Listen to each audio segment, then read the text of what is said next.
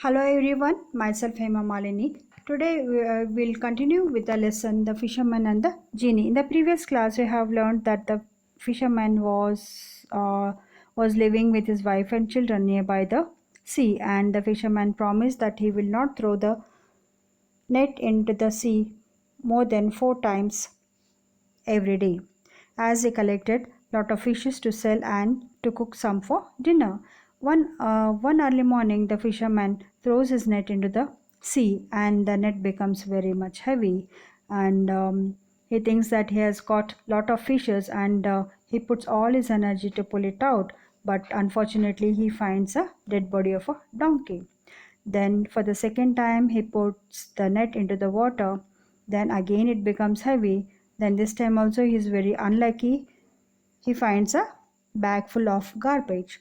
The third time also, he puts the net into the water, but this time also, he is very unlucky. He finds a bag full of shells and stones. For the fourth time, he very sadly puts the net into the water, but this time he finds a copper jar which was tightly fixed with the lid, and there was a strange mark on it, on the lid, and it looked like a seal of a king. Then the fisherman thinks something is better.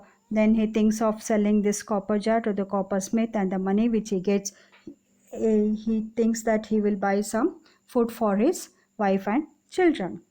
Then the fisherman becomes very interested to know what exactly is there inside the jar. So he shook the jar, there was no answer. Then there was no answer or the sound. Then he removes the lid of the jar. There comes out of a smoke which covers the whole sky, and it takes the shape of a monstrous genie. Seeing this scary genie, the fisherman gets very much afraid, and he wants to run away from this genie. But Genie spoke to fisherman in a loud voice, and he says that fisherman was a king of all genies and he will never disobey him. The fisherman feels little better, and the fisherman asks Genie how did he come out of the jar, and he says he is not at all his king. Now let us see what happens in the next part of the story. And before I start reading, I want everybody to point out your fingers and open the page number 14 as I read and explain to you. Talk to me properly, roared the genie. Otherwise I shall not think twice. I shall I shall kill you and be on my way. Oh my, said the fisherman, I have been so polite to you. Why must you think of killing me? I have been shut up in this jar for 300 years, said the genie. Then you should be happy I have let you out. Why do you want to kill me? Said the fisherman. I was shut inside this jar by the king of all genies because I had disobeyed his rules, said the genie. I thought that if anyone freed me from this jar before 100 years had passed, I would make him a very rich man. Nobody set me free. I still had hope that I would be freed in the next century, but no one set me free. Then the third century started. I thought that if I was free, I would make the person who freed me a king. I would stay by his side and help him.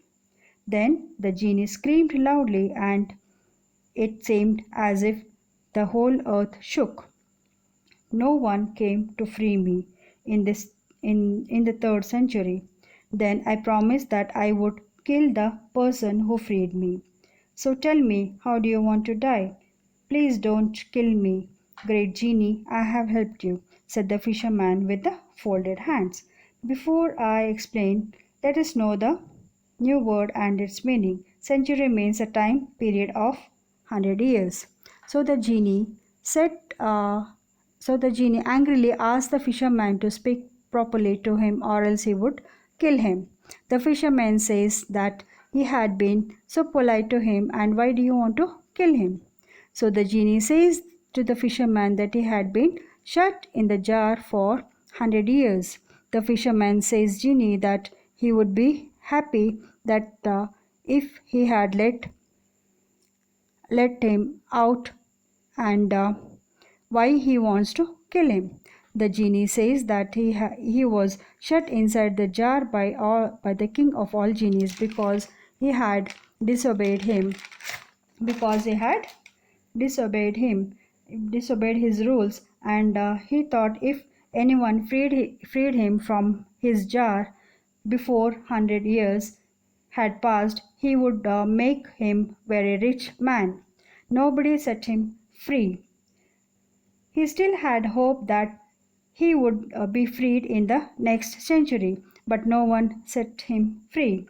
Then the third century started. He thought he that if he was freed, he would make the person who freed him a king. He would stay by his side and help him. So then the genie screamed in a loud voice and that shook the whole that shook the whole earth. Then he says that nobody came to free him and free him. Then the third century came, and then he promised that if somebody freed him in this third century, he would kill him. So he asks fisherman how he wants to die. Then the fisherman folding his hands, he requests genie not to kill him as he had helped him to come out of the jar. As you can see in this picture, the genie is asking fisherman how he wants to die. Then the fisherman is folding his hands and asking genie not to kill him as he had set him free. Now let us see in the next paragraph what happens. Don't waste my time, said the genie. Quick, tell me how you want to die. Okay, said the fisherman, but don't believe you were ever in that small jar before I tell you how I want to die. Can you show me how they put such a gigantic genie like you into this jar? Slowly the genie changed from a huge genie into smoke. The smoke went into the jar. A voice came from the jar. Now do you believe me? As quickly as lightning, the fisherman took the lid and shut the jar. He screwed the lid on tightly. The genie tried as much as he could to make the fisherman open the jar. He promised all the riches of the world. The fisherman didn't care about being rich anymore. All he wanted was to be safe from the wicked genie. He picked up the jar and threw it back into the water. So the genie asks, uh, asks the fisherman not to waste his time and tell him how he wants to die quickly. So the fisherman says, "Okay," and genie he asks genie, "You are such a huge person. How come he came out of this jar?" So he asked genie to go back into the jar as he was earlier. Then slowly the genie changed from huge genie into a smoke. Then smoke went into the jar. Then a voice came from the jar asking a fisherman that now he believes him. So the fisherman, as quickly as lightning, what he did, he just closed the lid of the jar and screwed the lid tightly. Then the genie tried as much as he could to make the fisherman open the jar, but and he promised all his riches from the world. But the fisherman didn't care about the riches. He wanted to be safe from the wicked genie. So he just tightened the jar with the lid, and he threw the jar into the water. So in the next picture you see that a genie is asking the fisherman is asking genie to to go back to go back to the jar as he was shut in the jar. Then slowly the genie is so the genie changes the huge so the huge genie changes into a smoke, and he goes back into the jar. In the next picture you see a fisherman is tightening the jar, and at the end, don't forget the people who helped you to get where you are today.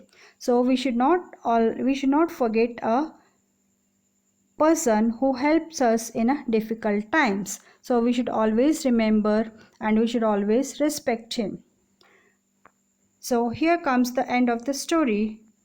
Thank you so much.